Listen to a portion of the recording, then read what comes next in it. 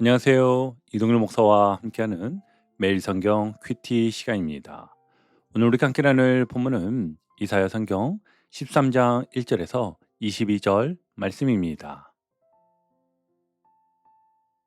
여러분, 세상에는 절대로 무너지지 않을 것처럼 보이는 것들이 있습니다. 규모가 큰 회사, 막강한 권력을 가진 사람, 돈과 인맥을 모두 지닌 조직을 보면 우리는 쉽게 이런 생각을 하지요. 저 사람은 건드릴 수 없어. 저 방식이 결국 이기는 방식인가 보다. 나도 살아남으려면 저렇게 해야 하지 않을까? 그러나 오늘 말씀은 눈앞에서 잘 되는 것과 하나님 앞에서 옳은 것은 같지 않다고 말씀합니다.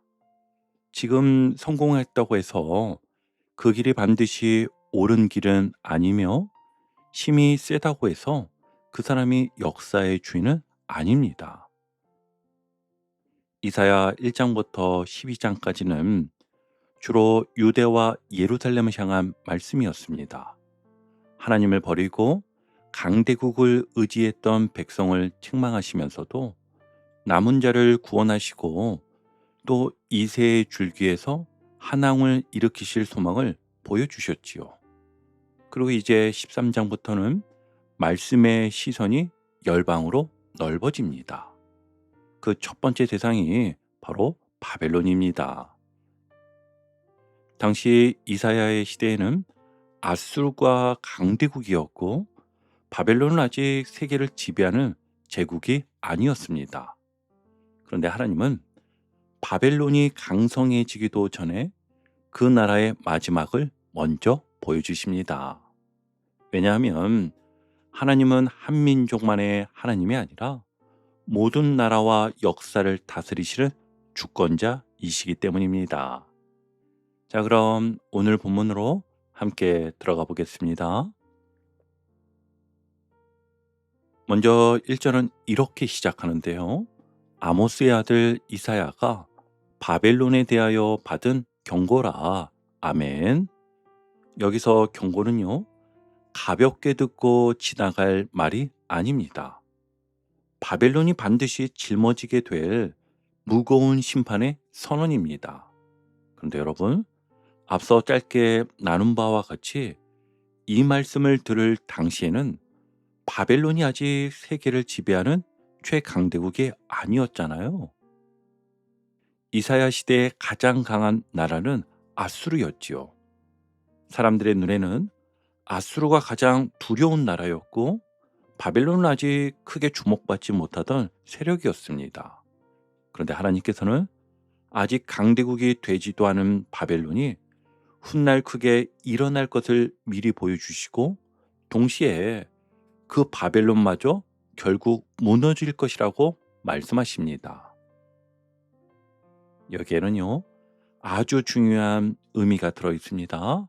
이를 한번 정리해 보면, 첫째로 역사의 주인은 강대국이 아니라 하나님이시라는 뜻입니다. 사람들은 어느 나라가 힘이 세고 어느 왕이 뛰어난 전략을 가졌는지를 보지만 하나님께서는 한 나라가 언제 일어나고 언제 전성기를 누리며 언제 무너지게 될지까지 모두 알고 계십니다.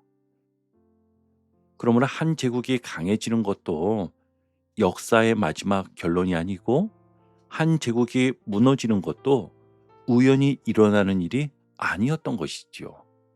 모든 나라는요, 하나님의 주권 아래 있다는 것입니다. 그리고 두 번째는요, 지금 강해 보이는 세력을 절대시하지 말라는 뜻입니다.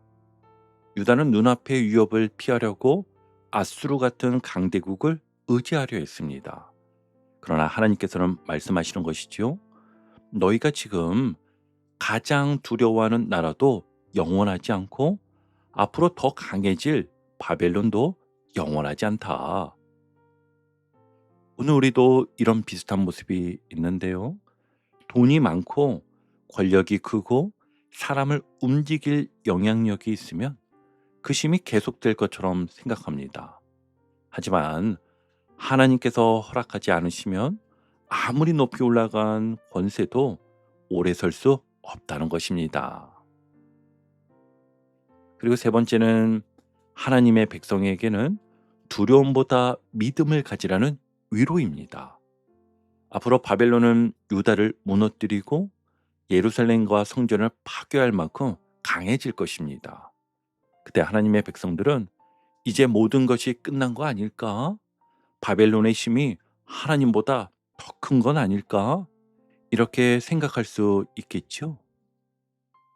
그러나 하나님께서는 바벨론이 일어나기도 전에 그 나라의 마지막을 먼저 말씀해 주십니다. 바벨론이 강해져도 두려워하지 말라.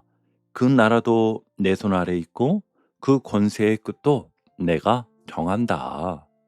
그러므로 이 예언은요, 단순히 한 나라의 멸망을 알려주는 말씀이 아닙니다.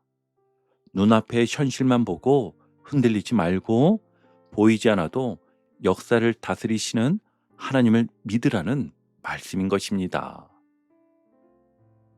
사람은 지금의 신만 보지만 하나님께서는 시작과 전성기와 마지막을 모두 보십니다.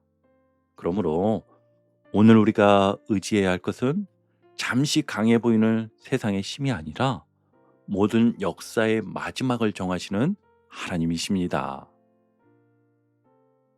계속해서 이어지는 2절부터 5절까지에는 마치 전쟁을 앞두고 군대를 소집하는 장면이 펼쳐집니다.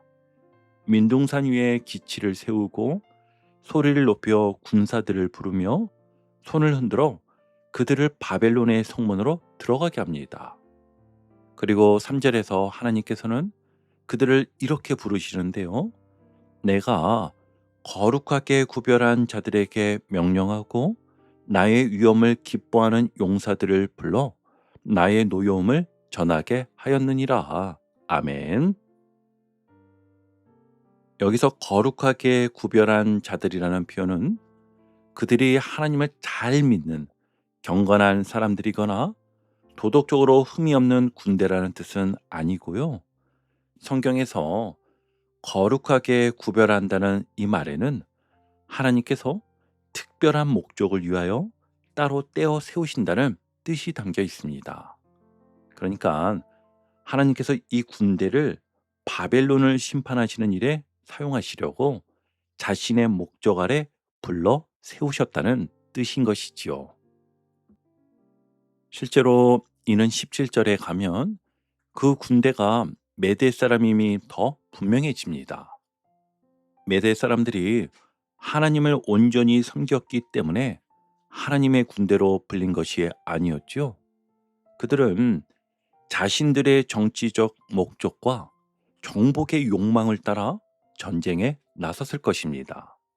그러나 그들이 알든 모르든 하나님께서는 그들의 움직임까지도 주관하셔서 교만한 바벨론을 심판하시는 일에 사용하십니다. 그리고 이어지는 4절을 보면 산에서 수많은 무리가 모이는 소리가 들리고 열국의 군대가 함께 모여드는 모습이 나옵니다. 그런데 그 군대를 검열하시는 분이 누구십니까? 네, 바로 만군의 여호와이십니다. 또 5절에서는 그들을 여호와와 그의 진노의 병기라고 부르는데요. 겉으로 보기에는 여러 나라가 움직이고 왕들이 전쟁을 결정하는 것 같지만 역사의 더 깊은 자리에서는 하나님께서 그 모든 움직임을 주관하시며 교만한 권세를 심판하고 계신다는 뜻인 것이지요. 그러나 여기서 꼭 기억해야 할 것이 있습니다. 하나님께 쓰임을 받았다고 해서 그들의 모든 행동이 옳아지는 것은 아니라는 것입니다. 하나님께서는 믿지 않는 나라와 지도자도 자신의 뜻을 이루는 도구로 사용하실 수 있지만 그들이 탐욕과 잔혹함으로 행한 죄에 대해서는 반드시 책임을 물으신다는 겁니다. 앞서 아수르도 그랬지요. 하나님께서는 아수르를 범죄한 백성을 징계하는 막대기로 사용하셨잖아요.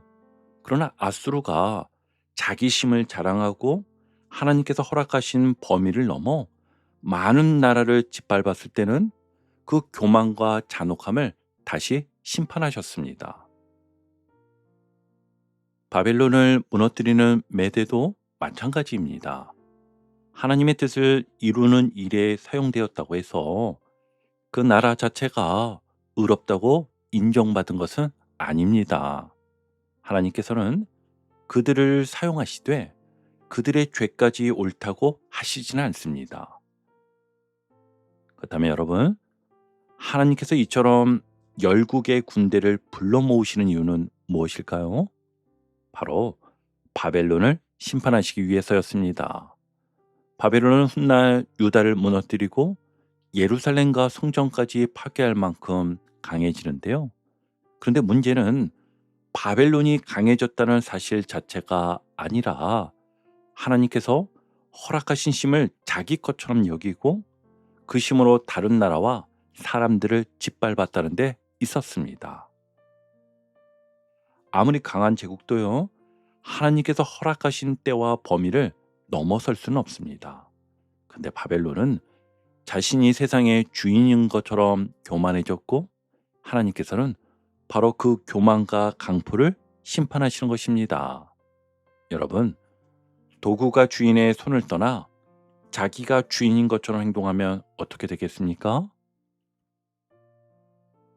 우리들의 현실의 모습으로 생각해 보면 회사에서 권한을 맡은 사람이 그 권한으로 사람을 살리기보다 눌러버리고 교회에서 직분을 맡은 사람이 섬기기보다 자기 뜻을 관철하려 하면 또 가정에서 책임을 맡은 사람이 사랑하기보다 가족을 통제하려 한다면 그 순간 맡겨진 심은 사명을 벗어나기 시작하는 겁니다.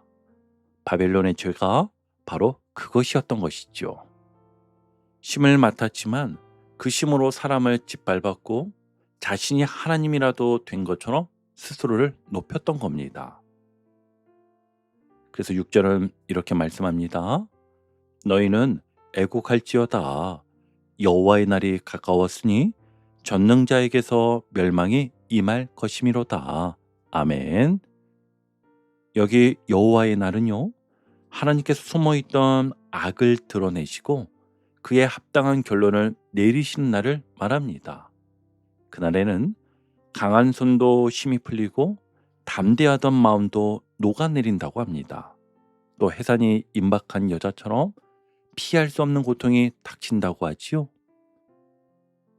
10절의 해와 달과 별이 빛을 잃는 모습은 그들이 의지하던 질서와 영광이 완전히 무너지는 장면을 보여줍니다.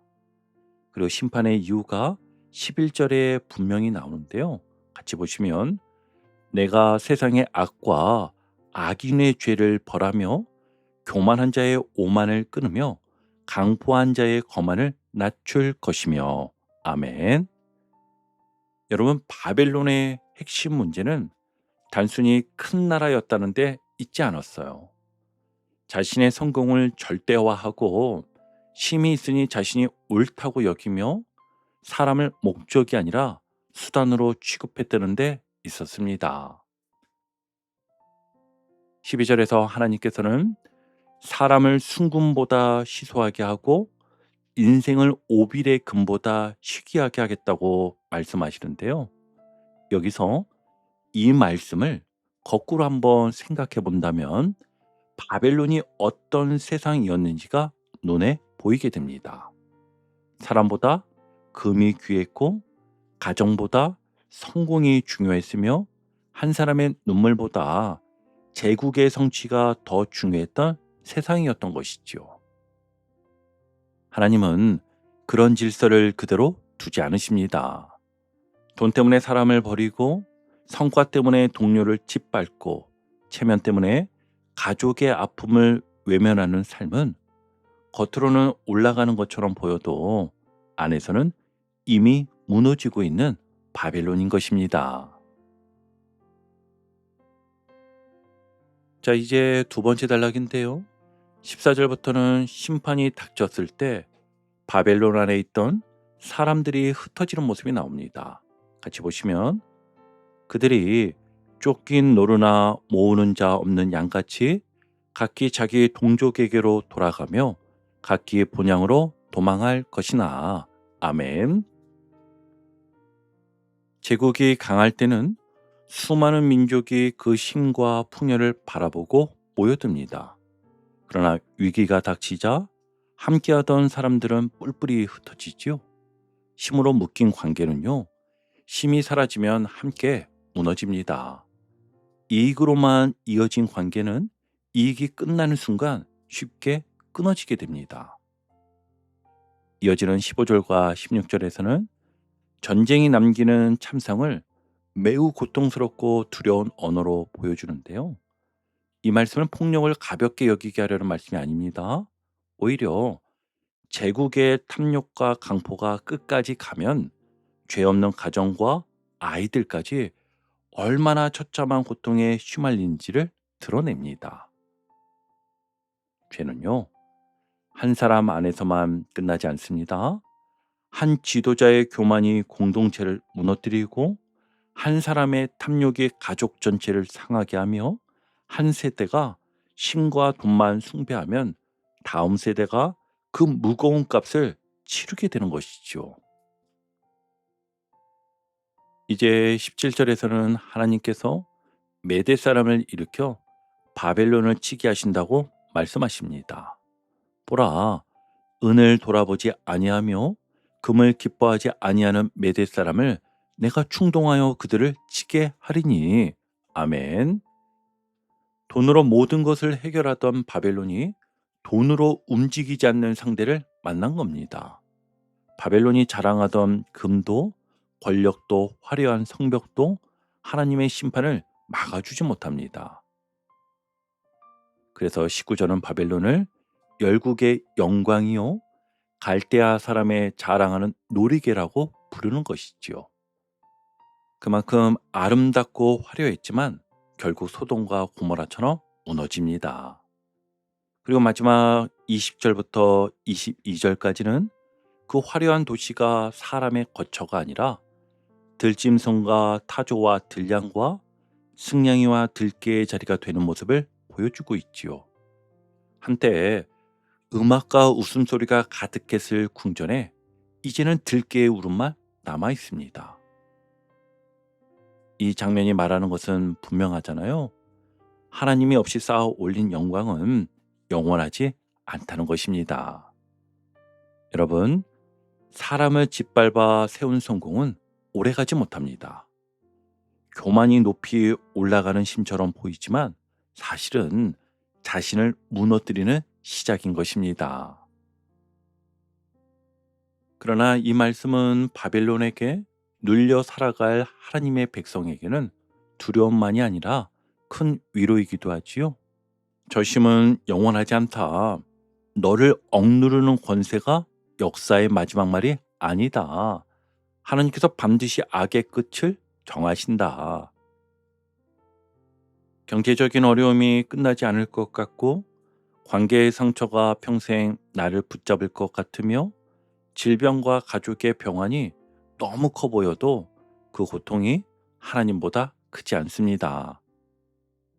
오늘 해결되지 않았다고 해서 하나님께서 손을 놓으신 것이 아니라고 했지요. 바벨론의 때에도 끝이 있었듯이 우리의 눈물에도 하나님께서 정하신 끝이 있음을 꼭 기억하시기 바랍니다. 그렇다면 오늘 우리는 이 말씀을 붙들고 어떻게 살아야 할까요? 세 가지로 한번 정리해 보았습니다. 먼저는요, 잘 되는 것보다 옳은 것을 선택해야 합니다. 회사에서 편법을 쓰면 빨리 성과를 낼 수 있고 관계에서 힘으로 밀어붙이면 당장은 이길 수 있습니다. 그러나 되었으니 옳다가 아니라 하나님께서 기뻐하시니 옳다를 기준으로 삼아 살아가는 훈련을 해야 합니다. 오늘 결정해야 할 일이 있다면 이 일이 나에게 유리한가만 묻지 말고 이 선택이 하나님 앞에서 정직한가를 함께 물어보시기 바랍니다. 그리고 두 번째는요, 성과보다 사람을 귀하게 여겨야 합니다. 바쁜 하루 중에도 가족의 말을 들을 때는 휴대전화를 잠시 내려놓으십시오. 교회에서는 일을 잘하는 사람만 찾지 말고 말없이 지쳐있는 한 사람을 살펴보는 겁니다. 또 직장에서는 실수가 잦거나 일이 느린 동료를 쓸모없는 사람처럼 대하지 마십시오. 하나님은 금보다 사람을 귀하게 여기십니다. 오늘 내가 살려야 할 한 사람이 누구인지 돌아보시기 바랍니다. 그럼 마지막 세 번째입니다. 나를 짓누르는 바벨론보다 하나님을 크게 바라봐야 합니다. 통장 잔고가 줄어드는 것이 두렵고 취업과 진로가 막힌 청년은 앞날이 캄캄하게 느껴질 수 있습니다. 치료 결과를 기다리는 환자와 가족에게는 하루를 버티는 것조차 벅찬 싸움일 수 있습니다. 그럴 때 억지로 괜찮은 척하지 않아도 됩니다. 다만 이렇게 고백해 보십시오. 주님, 이 문제가 크지만 주님보다 크지는 않습니다. 오늘 모든 답을 알 수 없어도 오늘 하루는 주님을 붙들고 살아내겠습니다. 여러분, 오늘 본문은 화려했던 바벨론도 결국 무너졌다고 말씀합니다. 교만은 끝이 있고 강포도 끝이 있으며 사람을 짓밟고 세운 영광도 끝이 있음을 우린 보았습니다. 그러나 역사를 다스리시는 하나님의 통치는 끝이 없지요. 그러므로 세상의 심을 부러워하지 말고 그 심을 두려워하여 믿음을 포기하지도 마십시오. 오늘도 하나님 앞에서 겸손히 서고 성과보다 사람을 사랑하며 보이는 형편보다 하나님의 주권을 더 신뢰하시기 바랍니다. 바벨론은 추락하지만 하나님을 의지하는 믿음은 무너지지 않습니다. 오늘 하루 교만의 길이 아니라 겸손의 길을 선택하고 두려움이 아니라 믿음으로 살아내는 우리 모두가 되기를 주님의 이름으로 축복합니다. 아멘.